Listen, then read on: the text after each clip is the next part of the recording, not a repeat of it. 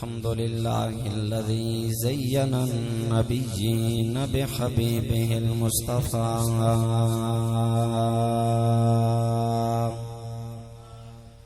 ومن على المؤمنين بسيد الأنبياء وعلى آله المجتبى وأصحابه المرتضى نجوم الهدى إلى يوم الجزاء. أما بعد فأعوذ بالله من الشيطان الرجيم. بسم الله الرحمن الرحيم. يا أيها الذين آمنوا اتقوا الله ولتنظر نفس ما قدمت لغد إن الله وملائكته يصلون على النبي يا أيها الذين آمنوا صلوا عليه وسلموا تسليما. اللهم صل على سيدنا ونبينا وشفينا وشفاعنا وحبيبنا وحبيب ربنا وطبيبنا وطبيب قلوبنا وطبيب صدورنا وطبيب كل أمراضنا نورنا ونور ديننا ونور إسلامنا ونور أعيننا ماوانا وملجانا ومولانا وآلانا وأولانا وأجلانا وأسعدنا وأرفقنا وأبيضنا وأحمرنا وأعلمنا وأكرمنا وأحلمنا غوثنا وغياثنا ومعيننا وقطبنا وفريدنا ونظامنا سعد إلى سدرة المنتهى في ليلة المعراج كشف الدجى ثم دنا فتدلى فكان قاب قوسين أو أدنى.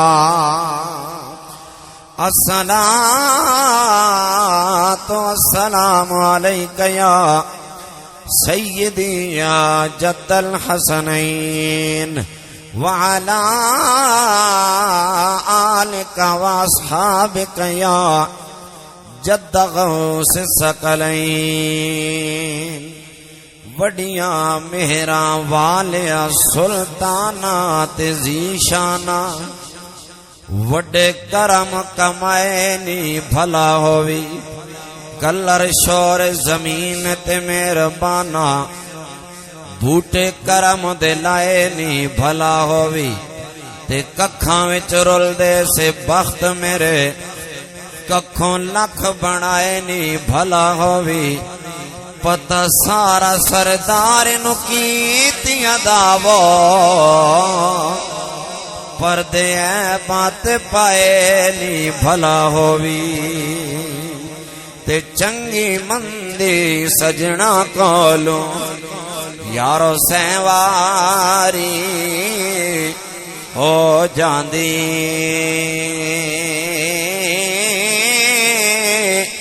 یار یاراں دا گلا نہیں کر دے ہوندی اصل پرید جناں دی تے یار میرے نے تحفہ بھیجا تے جویں کابل دی کستوری جاں کھولا تے ہلے آون یارو جد تولا تے پوری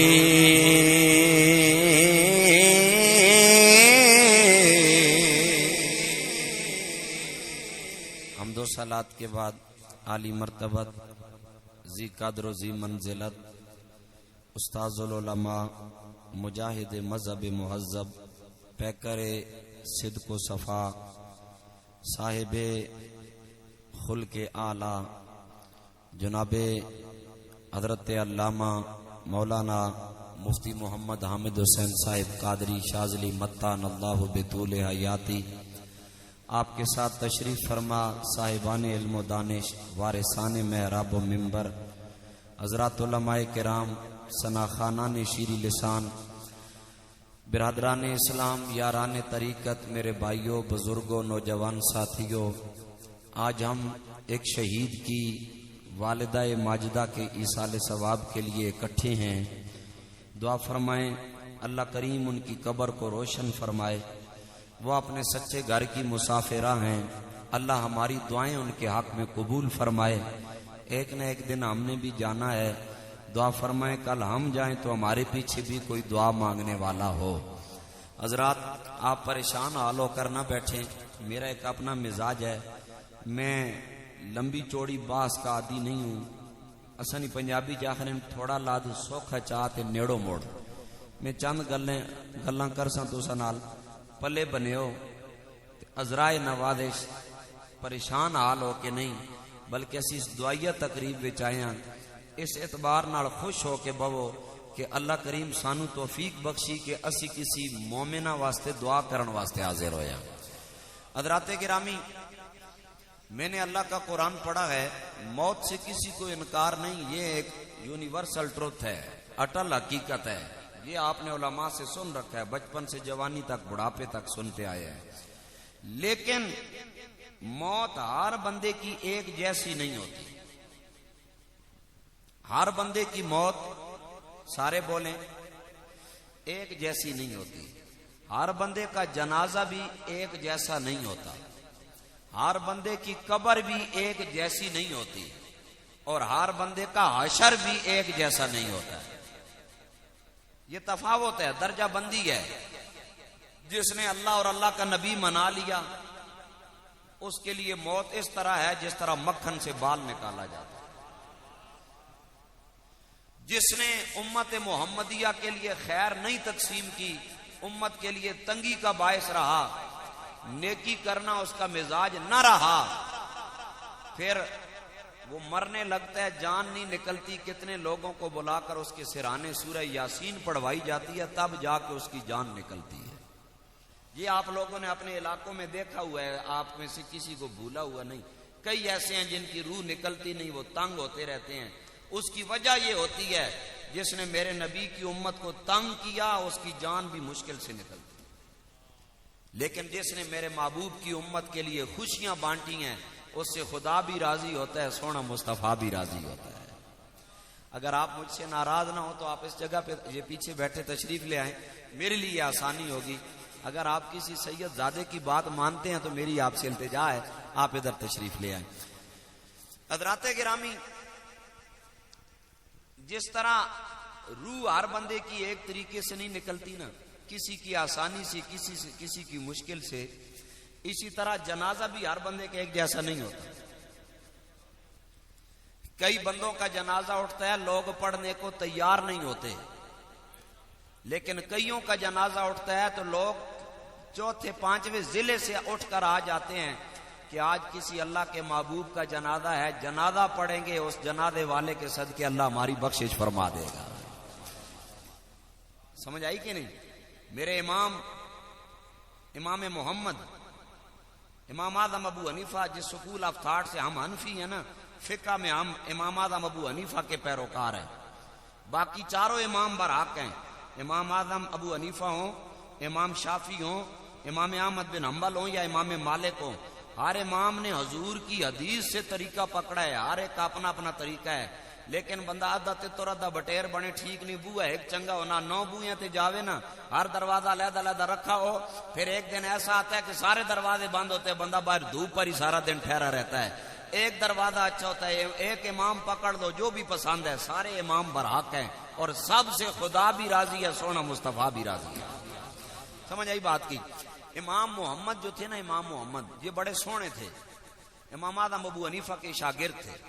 میں نے یہ گلا سمجھ آنی ہے بھی سور لاساں پر پہلے گل گورے نہیں سمجھے۔ امام محمد بڑے خوبصورت تھے، امام اعظم ابو حنیفہ کا تقویٰ تھا، آپ انہیں اپنی پشت کے پیچھے بٹھا کر پڑھایا کرتے تھے۔ اور جب بازار میں نکلتے تھے چہرے پہ اتنا نور تھا. یہودی دکانیں کھلی چھوڑ کے، عیسائی دکانیں کھلی چھوڑ کے امام محمد کا دیدار کرنے آتے، اور مسلمانوں کو کہتے یہ تمہارا محمد ہے، وہ کہتے یہ چھوٹا محمد ہے، اس کا آقا تو اس سے بھی زیادہ حسین ہے. جنہوں نے خدا کو منایا ان کے چہرے گواہیاں دیتے ہیں. اچھا پھر آگے سنیے، امام صاحب کا جب جنازہ اٹھا، شہر سے گزرا، یہودی دکانیں کھلی چھوڑ کے عیسائی، انہوں نے کہا ہم بھی شریک ہوں گے. جو ہی چارپائی کے قریب آتے، چارپائی کے، میں نے آپ کو کہا جنازہ ہر ایک جیسا نہیں ہوتا، قریب آتے مسلمان انہیں نہیں لگانے تھے ہاتھ، کہتے تم ناپاک ہو، غیر مسلم ہو، یہ ہمارے امام کا جنازہ ہے. اگر کسی کا ہاتھ لگ جاتا نا، ہاتھ چارپائی کو بعد میں لگتا، اللہ اس کی زبان پہ کلمہ پہلے جاری کر دیا کرتا. ہم زندہ رہ کر کسی کو کلمہ نہیں پڑھا سکتے. خدا اور مصطفیٰ کو منانے والے مر جائیں تو ان کی چارپائیاں بھی لوگوں سے جناب کلمہ پڑھوا لیا کرتے. اسی طرح قبر بھی ہر ایک کی ایک جیسی نہیں ہوتی. حضور نے فرمایا قبر کی دو حالتیں ہیں، یا تو روضۃ من ریاض الجنہ ہے یا حفرۃ من النار ہے. یا تو دوزخ کا گڑھا ہے، اللہ ہمیں محفوظ رکھے، یا جنت کا باغ ہے. ایک بات یاد رکھیں، سیدھی اسٹریٹ فارورڈ بات کروں، اللہ کی بارگاہ میں کسی کی زمین، دولت اور مال نہیں دیکھا جائے گا، اللہ کی بارگاہ میں اعمال دیکھا جائے گا. یہ بالکل اسٹریٹ فارورڈ سی بات ہے. پھر حضور نے فرمایا مومن کو بھی قبر دباتی ہے، کافر کو بھی دباتی ہے. یا رسول اللہ پھر فرق کیا ہوا؟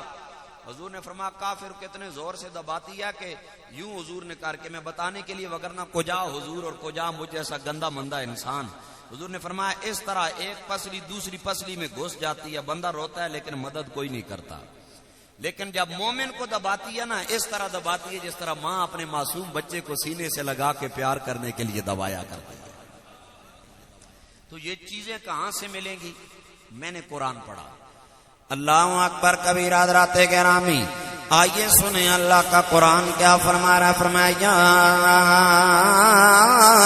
ایھا الذین آمنوا، آمنوا کا لفظ لگا کے اللہ کریم نے قید لگا دی ہے. فرمایا میرا بے ایمانوں سے کوئی تعلق نہیں ہے، میں محمد کے نوکروں سے خطاب کر رہا ہوں، ایمان والوں سے میں بات کر رہا ہوں. یعنی جس نے میرے نبی کا کلمہ پڑھ لیا. میرے مسلمانوں دیکھو نا اللہ نے ہمیں کتنا مقام عطا کیا ہے. جب اللہ ہم سے بات کرتا ہے، بے ایمانوں سے بات نہیں کرتا ہے. ہمیں اللہ نے یہ عزت عطا کی ہے، حضور کے صدقے سے یہ ہمارا مقام ہے، یہ ہمارا مرتبہ ہے. اے اللہ ہم ایمان والے ہیں، بتا تم کیا کہنا چاہتے ہو؟ فرمایا اتقوا اللہ. اللہ کریم نے فرمایا اے ایمان والو، اگر تم ڈرنا چاہتے ہو کسی دنیا دار سے نہ ڈرنا، بلکہ کائنات کے پالنہار سے ڈرنا ہے. ڈرنا کس سے ہے؟ سارے بولیں جو اللہ سے ڈرتے ہیں. کس سے ڈرنا ہے؟ تھانے کچہری والے بندے نہ بولو جڑے تھانے کچہری تو ڈرنے ہو، جڑے اللہ تو ڈرنے ہو بولو. کس سے ڈرنا ہے؟ اللہ سے ڈرنا ہے. حضرات گرامی جب بندے کے دل میں اللہ کا خوف ہو جائے، پھر وہ یہ نہیں دیکھتا ہے کہ رات کا وقت ہے یا دن کا وقت ہے، کیونکہ وہ جانتا ہے اللہ رات کے اندھیروں میں بھی دیکھنے والا ہے، اللہ دن کی چکا چوند روشنیوں میں بھی دیکھنے والا ہے. جن کے دلوں میں خوف خدا آ جاتا ہے وہ اللہ کی ہر مخلوق کا لحاظ کیا کرتے ہیں، اللہ کی مخلوق کا خیال کیا کرتے ہیں. میں نے رستے میں دیکھا ہر طرف آگ ہی آگ لگی ہے. ایک ماچس کی تیلی لگانے سے لاکھوں روپے کی جناب والا جنگل کو تباہ کر دیا. لیکن اس ظالم نے اتنا بھی نہ سوچا میں نے ایک دن اللہ کی بارگاہ میں جانا ہے. اس جنگل کے اندر اللہ کی کتنی مخلوق ہے، کتنے کیڑے مکوڑے ہیں، کیا ان کے اندر جان نہیں ہے؟ کیا انہیں میرے رب نے نہیں بنایا ہے؟ حضرات گرامی جو ظالم یہ کام کرنے والے ہیں، میرا اتنا ان سے سوال ہے، کائنات بنانے والے رب نے اتنا پوچھ لیا، بتانا میں نے اپنی مخلوق کو زندگی عطا کی تھی، تو نے آگ لگا کے ان کی زندگی کو تباہ کیوں کیا ہے؟ کسی کے پاس کوئی جواب نہیں ہے۔ حالانکہ حدیث پاک میں آتا ہے میرے اور تیرے کریم آقا نے فرمایا آگ کا عذاب صرف اللہ جل جلال دے سکتا ہے، اور کسی کی جرت نہیں ہے کسی کو آگ کا عذاب دے، کسی کو آگ کے اندر جلائے۔ صرف اللہ کی شان ہے، جسے چاہے وہ آگ میں جلا دے، بندے کی جرت نہیں ہے۔ اور ایک اور حدیث پاک سنیں، میرے کریم آقا نے ہمیں کیسی شریعت بتائی ہے۔ آج جناب والا عاصم شہید کی امی جان اس دنیا میں نہیں ہے، کل شاید ہم میں سے کوئی نہ ہو۔ میرے مسلمانوں، کم از کم ہمیں اپنی قبر کو تیاری کرنی چاہیے، حشر کی تیاری کرنی چاہیے، ہمارے دلوں میں خوف خدا ہونا چاہیے۔ میرے دوستو، حدیث پاک میں آتا ہے، سنے میرے نبی نے کتنا کرم فرمایا، ہمارے دل کتنے پتھر ہو گئے، ہم کتنے ظالم ہو گئے، ہمارے دلوں میں احساس ذمہ داری نہیں رہا ہے، ہمارے دلوں میں اللہ کا خوف ختم ہو گیا ہے۔ ہم اپنے کندھوں پہ دن میں کتنے جنازے اٹھاتے ہیں، لیکن ہمیں اپنی قبر کی گہرائیاں اور قبر کی تاریکیاں یاد نہیں رہی ہیں۔ میرے مسلمانوں، میرے نبی کا فرمان سنو، مدینے کے تاجدار نے کتنی مہربانیاں فرمائی ہیں۔ میرے رسول مبارک نے فرمایا کہ ایک جانور کے سامنے دوسرے جانور کو ذبح نہ کرو۔ یا رسول اللہ ذبح کیوں نہ کریں؟ محدثین کی قبروں پہ اللہ رحمتیں فرمائے، جنہوں نے دین ہمارے لیے آسان کیا۔ محدثین لکھتے ہیں جب ایک جانور کو اس کی برادری والے جانور کے سامنے گلے پہ چھری جلائی جائے، زندہ جانور اس کے اندر بھی دل ہے، اس کا دل غمناک ہوتا ہے، جانور غمناک ہو جائے کائنات بنانے والا ناراض ہو جاتا ہے، لیکن اگر اللہ کی مخلوق راضی ہو جائے کائنات بنانے والا راضی ہو جاتا ہے۔ ہم کہاں کھڑے ہیں؟ کیا ہم مسلمان نہیں ہیں؟ یہ میرا موضوع نہیں ہے، لیکن میں نے رستے میں آتے دیکھا تو میرا دل جل رہا ہے اس بات۔ مجھے اور کوئی جگہ نہ ملی اپنی بات کرنے کی، میں اس لیے آپ سے بات کر رہا ہوں۔ ہم ایسے لوگ ہوتے ہیں جو آگ لگاتے ہیں۔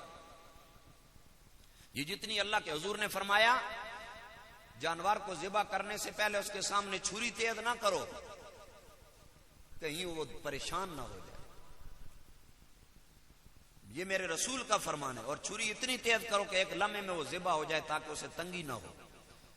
لیکن اس آگ کی شدت سے جو اللہ کی مخلوق 18,000 مخلوقات ہیں کائنات میں، 18,000 عالم ہے اللہ کے، تو یہ جتنی اشراط الارض جلی ہے، پھر ہم دعا مانگے یا اللہ ساڑھے کھوہ نہ پانی سوکی گیا، بارش دے، اللہ نے مخلوق کی تباہ کری تھے، کیڑے منہ نال اسی دعا مانگنے اپنے رب کو۔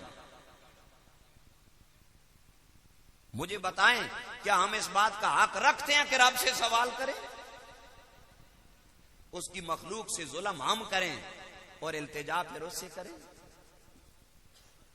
آپ نے مٹی کا ایک برتن بنایا ہو، اسے اگر آپ کا پوتا، کیونکہ بیٹے سے زیادہ بابا پوتے سے پیار کرتا ہے، پوتا توڑ دے تو ہفتہ آپ پوتے سے بھی نہیں بولتے کہ میں اتنی اوکھن والی پانڈا بنایا سی، تو اس کی پنی چھوڑیا۔ اگر تو ایک برتن بنائے جو بار بار تیار ہو سکتا ہے، وہ تیرا پوتا توڑے تو تیرے ماتھے کے اوپر شکنیں آ جاتی ہیں۔ سوچ، اس رب نے جو مخلوق بنا کے اس میں سانس ڈالی ہے اور تو اس مخلوق کا آگ لگا کے قتل کر رہا ہے، بتا اللہ کو کیا جواب ہے؟ یہ وہ سچی باتیں ہیں جو کرنے کے لیے جگرا چاہیے، لیکن مجھے غرض نہیں ہے، میں کدی کسی کو منگیا تنگیا کدی نہیں کہ میں نے اتنے پیسے دے سو تو میں تقریر کر سا۔ فقیرانہ ہے صدا کر چلے، میاں خوش رہو ہم دعا کر چلے۔ اللہ اکبر کبیرہ حضرات گرامی، میں تمہیں اسلام کا جناب والا حسین باب دکھاؤں۔ خلیفہ اسلام سیدنا و مولانا حضرت عمر بن عبدالعزیز رضی اللہ تعالیٰ عنہ، آپ جناب والا حضرت فاروق اعظم کے نواسے ہیں۔ حضرت فاروق اعظم آپ کے نانا جان میں گنے جاتے ہیں۔ حضرت عمر بن عبدالعزیز کا جب دور خلافت آیا، آپ کے دور خلافت میں ملک کے کچھ حصوں کے اندر جناب والا برف باری ہو گئی، پہاڑوں پہ برف پڑ گئی. حضرت عمر بن عبدالعزیز اپنے کندھے پہ گندم کی بوریاں اٹھا کے لے جا رہے ہیں. ارے مسلمانوں، اسلامی سلطنت کا خلیفہ ہے، بادشاہ وقت ہے، لیکن اپنے کندھے پہ جناب والا گندم کی بوریاں اٹھا کے جا رہے ہیں. ساتھ ہی محکمہ مال والے جا رہے ہیں، انہوں نے بھی کندھے پہ بوریاں اٹھائی ہوئی. جب آپ پہاڑ کی چوٹیوں پہ پہنچ گئے، ٹاپ پہ پہنچ گئے، آپ نے اپنے ہاتھوں سے گندم بکھیرنا شروع کر دی، یعنی توڑا لگانا آپ نے شروع کر دیا. لوگوں نے کہا امیر المومنین برف پہ گندم کیوں پھینک رہے ہیں، فصل ضائع ہو رہی ہے. آپ نے فرمایا لوگوں میں یہ ضائع نہیں کر رہا، اے عمر آپ یہ کام کیوں کر رہے ہیں؟ آپ نے فرمایا انصروا القمح علی رؤوس الجبال لکی لا یقال جاء الطیر فی بلاد المسلمین. آپ نے فرمایا لوگوں برف کے دن آ گئے ہیں، اللہ کی مخلوق کا رزق بند ہو گیا ہے.